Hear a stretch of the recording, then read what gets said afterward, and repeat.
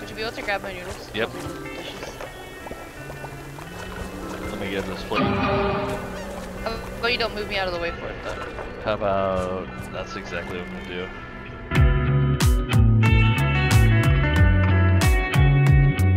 Hi, I'm FDRawr. I stream over on Twitch, as well as I make funny little YouTube videos talking about things that matter to me a whole lot. This video is about the trash fire that Video Horror Society, the game, is becoming. Video Horror Society, or VHS as it is affectionately known to the community, is an asymmetrical cat and mouse game modeled after games like Dead by Daylight or Friday the 13th. VHS is made by a studio called Hellbent Game. Doesn't sound familiar? Well, that's because they were found out of the merging of two Rockstar studios, Vancouver and Montreal, the prior being the one from which Hellbent Games is formed. Rockstar Vancouver was the studio responsible for the cult classic Bully back in the day. They've had success making a few minor one-off titles for larger companies, but as far as I'm aware, VHS was their first real attempt at a solid, new competitive IP. So with all that behind us, what went wrong with VHS? It's impossible to paint an accurate picture of what went wrong in VHS's life cycle without discussing the asymmetrical cat and mouse game genre as a whole, and without a small dissection of the market we're dealing with. Just to kick things off, as a genre, the style of game is more of a graveyard for great ideas with a lot of ambition and low returns in the form of player base. For example, one of the earliest and most iconic attempts at this burgeoning style was a game known as Evolve. This game would set the mold for the genre, being designed by the infamous team behind Left 4 Dead, and in reality being a natural extension of that type of gameplay. Evolve was a flash in the pan and ultimately ended up being swept under the rug to make way for other projects. Enter Dead by Daylight, the reigning champ of this slice of the market. Dead by Daylight took the concept behind the movie Cabin in the Woods and applied it in the form of an entity recreating horror movies to feed its need for fear. This breath of fresh air has garnered the developers' behavior, deals with unfathomably large horror franchises to include Stranger Things, Resident Evil, and Nightmare on Elm Street, just to name a few. The success of this model, despite being a one-off party game, was far-reaching and encouraged others to see playable forms of this game. Video Horror Society was one such attempt. The game had an insane introduction into the market via organic promotion from excited players. Word was getting out and they didn't need to spend a dime on marketing it. What more could you ask for? Well, the unfortunate truth of it all, and this is all just speculation on my part, most of the players were simply Dead by Daylight fans who were sick of the way they were getting treated by behavior. To their credit, Hellbent struck iron while it was molten by releasing early access to the public on Steam during Dead by Daylight's longest running exodus to date. Unlike other similar titles such as Prop Night, the devs behind this project seemed to know what they were doing, seemed eager to share their roadmap with players, and overall made the game feel like a genuine grassroots attempt at creating real competition in this market.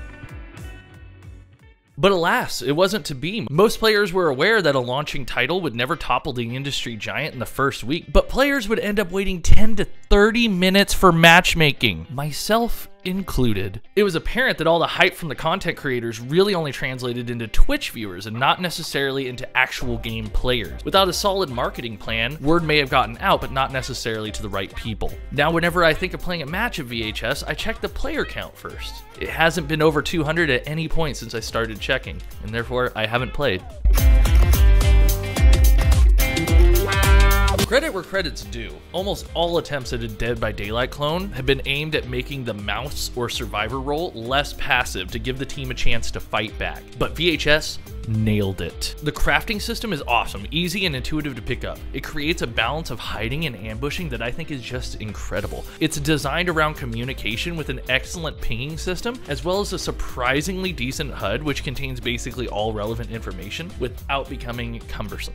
But we can't just pretend we aren't waiting 10 plus minutes for these matches, and we have to talk about how the game goes once you're in it. The unfortunate truth is that it's all too possible for one person to only see one room of the map the entire game through zero fault of their own. That kind of lack of agency is just damaging to anybody holding a controller. This issue pretty much exists in all form of asymmetrical cat and mouse games, but other games took more steps to combat it. For example, in Dead by Daylight recently, Borrowed Time, a perk meant to ensure someone coming off the hook doesn't just get put right back on, became Base Kit, basically ensuring anyone who's been ensnared by the killer at least a minute or two of gameplay where choices and actions matter. This is not the case in VHS. In VHS, if your teammate decides to pick you up right in front of the monster, there's no system of ensuring gameplay for the downed team. You just go back down and sit there. And in fact, you lose all the progress you made towards getting up. This is important to me, despite having spent way too much money on this game. When I spent an entire game in one room, downed in the same spot, it made it really easy to walk back to Dead by Daylight. Not to mention the new monster. Holy cow, did they mess this one up? One thing that is very apparent, and I will not make any attempt to justify or back it up, is that in a 4v1, almost inevitably, the one has the harder role and therefore will have a deficit of players. It's extremely obvious from the design of Deathwire that he is meant to directly combat that. By this, I mean if you watched a video of how to beat Deathwire on YouTube, you would actually see what technique is being employed. And in general, it's just waiting for an inexperienced player. His toolkit is insane. It's borderline uncounterable.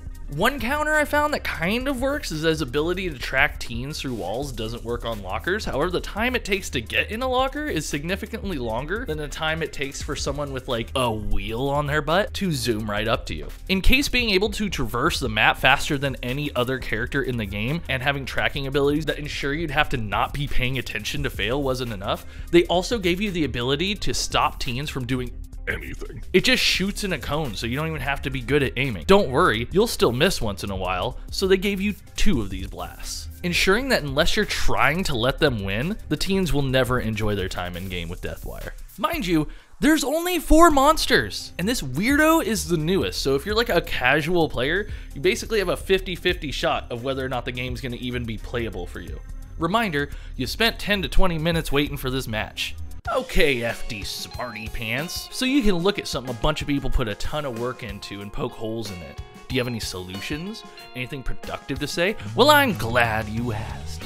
Let me kick this off by saying I think Video Horror Society is amazing. It's dripping with passion and atmosphere. I think the devs are cool people doing their best to make a game work in a tightly controlled market. It's my hope that in the future we'll see VHS grow into a natural competitor of Dead by Daylight, so that Hellbent and Behavior can simultaneously hold each other accountable for quality and innovation. But there is a limit to people pleasing, and Deathwire sits firmly on the side you don't want to be on. My suggestion to make this game playable again would be first and foremost rework Deathwire. These kinds of games are never in balance, but one thing you do not want is 80% of any given match feeling as though they had no agency.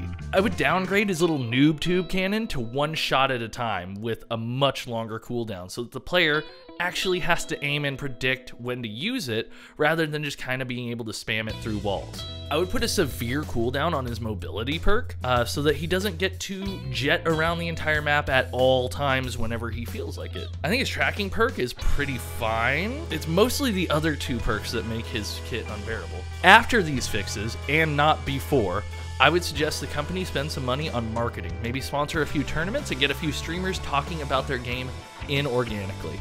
I know, and I'm sorry. I'd love to believe in a grassroots approach to game design, but we do not live in that world. We live in this one. Hellbent, I hope you make it through this, because I really want to play your game again.